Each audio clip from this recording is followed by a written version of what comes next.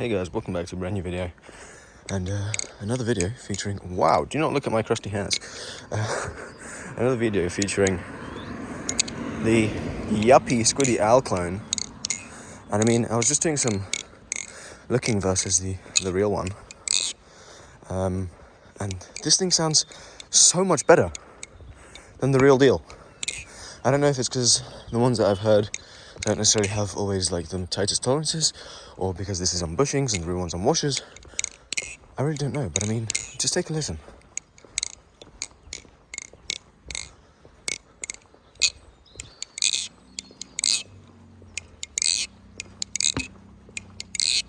It sounds so good for a pinsless belly, right? Like, it has a slight aluminium kind of clack to it, which it like reminds me of the way the Seraph has a slight titanium twang.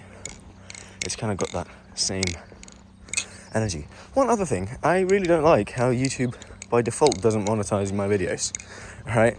By default they are set to unmonetized. I have to manually monetize them, which is like kind of silly. I'm gonna see if I can sort that out on the YouTube website tonight before this video goes up. But like, it ends up meaning like if I miss an upload, I just get screwed over. Like, obviously I'm trying to make some money to get some more balancings for you guys to feature some more stuff. Also, quick announcement, the mod shop is open. Hit me up on Instagram at b.g1k if you want to get some mods to your bellies, whether that be, you know, acid washes or getting really cool graphic designs on acid washes, right? And get some like flame insignias or like something like that. I'll make a post as to what I'm meaning about at some point in the future. I have a couple blades where I'd like to test it out, how that would look, by having kind of nicely polished or nicely acid washed kind of bellies, in terms of blade mods. But then also anodization work, right?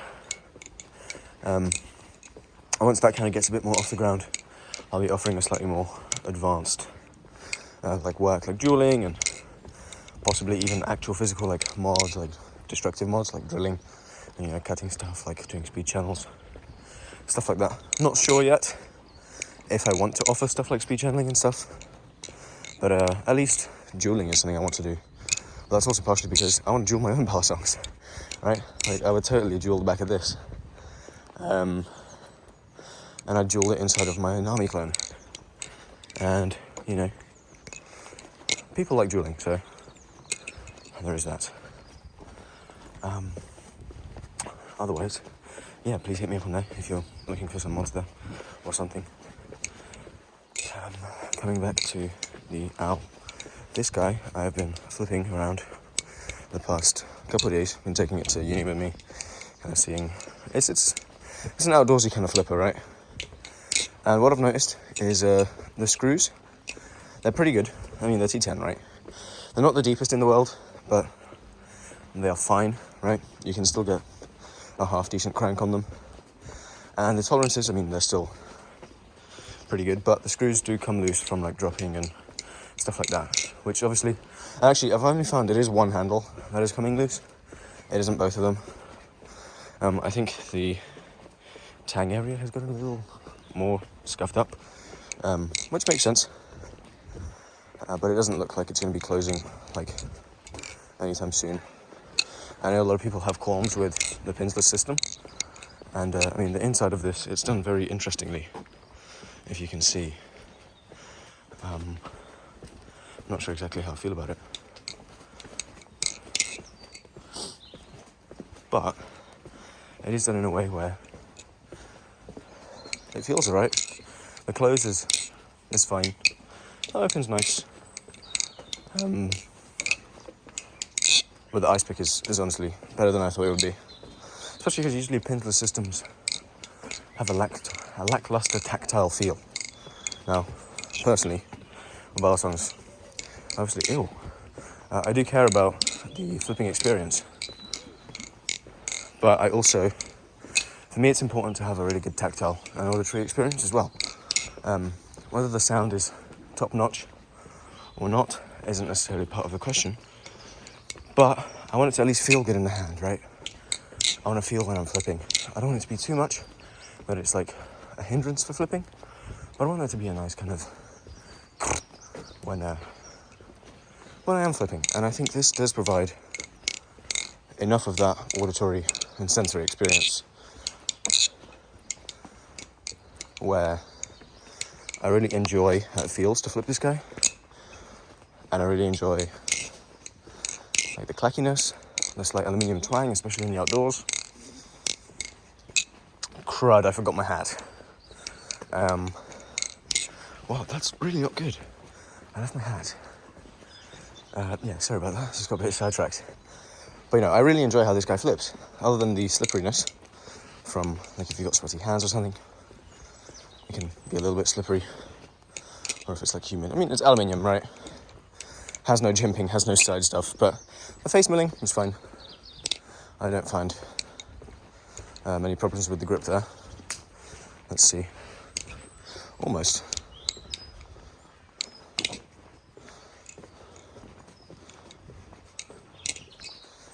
Can we do a Z choker? Not on this, I guess. Come on, we can get it done. Right, but I think that's one thing I like about this guy. You can kind of throw it on the floor, scuff it up, and I mean, literally, there's like a teensiest mark there, and like the other scuffs, other than maybe this like one little ding there, that's a ding that's actually there. Okay, we've got our first proper like corner scuff, but other than that, the rest of it is just wiped away. So the 7075 aluminium, it's good. It's a good public flipper. This is one that I don't see myself honestly selling or like getting rid of for a while. Maybe if I'm a really tight spot financially, like maybe I'll have to sell this, but I'd rather sell like more expensive knives first, because this is a really good public flipper, traveling flipper. I think if you want something, I was always looking for what's something that I can take on a plane. I definitely want a trainer, but I didn't want something that was so expensive that if I lost it, it would be a big deal.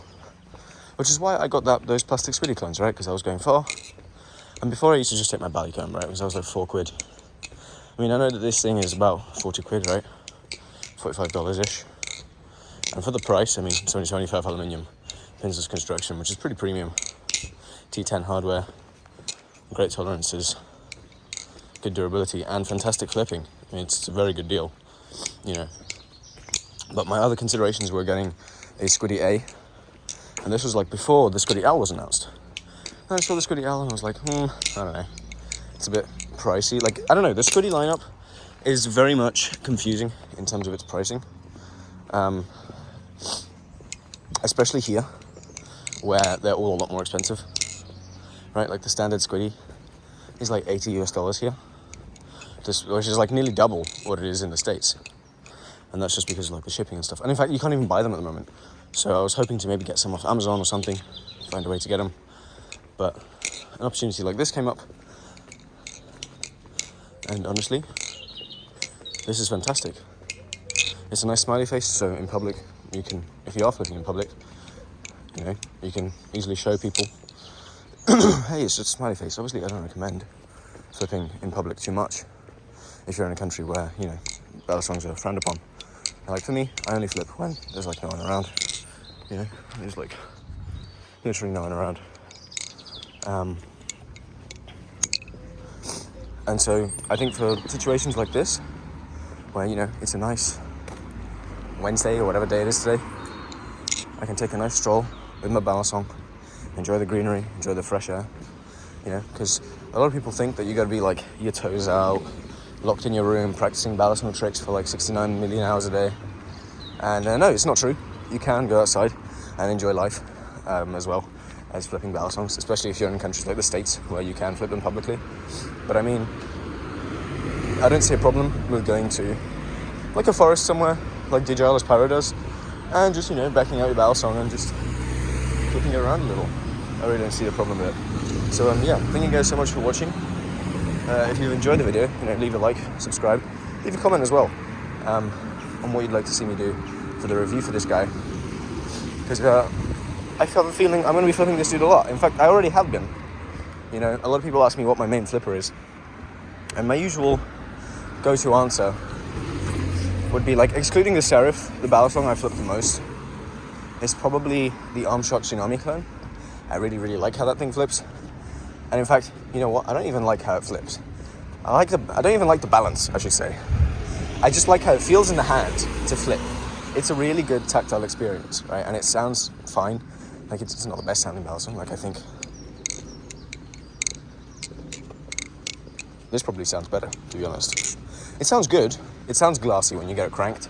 And I do like how the arm structure sounds. Sorry about the cars. But, you know, it's not... The balance I'm not a fan of. This, I do prefer the balance of.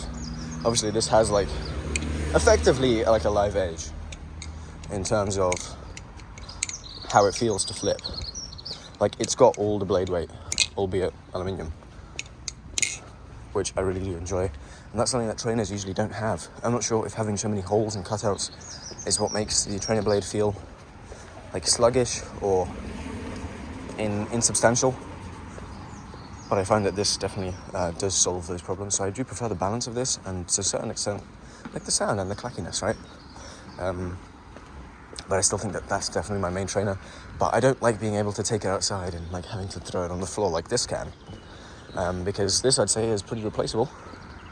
I mean, obviously, not for everyone, $40, but imagine if you don't have the money to replace a balisong, you're probably not going to be beating it, like, you know, too much. Obviously, if this is your one and only balisong, honestly, that's fantastic. You can literally do everything on this guy. It's a fantastic flipper for the money. It's more public safe than something like the Kraken, for example. So if you're in a country where you can't really get live blades, right, I guess your best choices would be between like this and the Arm Shark Kraken.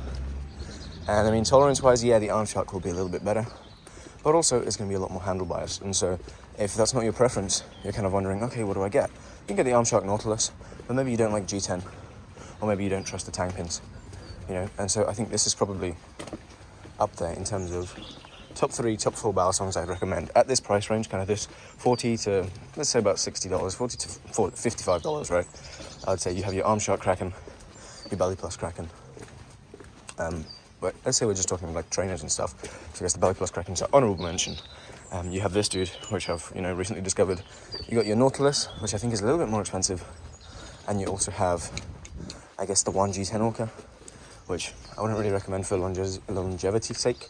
If you want something to kind of throw around, beat around, even though the white G10 version is a really good beater, in my experience. I do think this is probably what people have been looking for, and they didn't even know it, right? Because loads of people want a Squiddy or a Squiddy Al, but not many people want to spend the money on it, or something like that. So here is a lower commitment with similar performance. If I can get my hands on a Squiddy L to lend to do a comparison video, I definitely will. But other than that, yeah, thank you guys so much for watching. I'll catch you guys in the next one. Like, comment, subscribe, all that good stuff. Peace.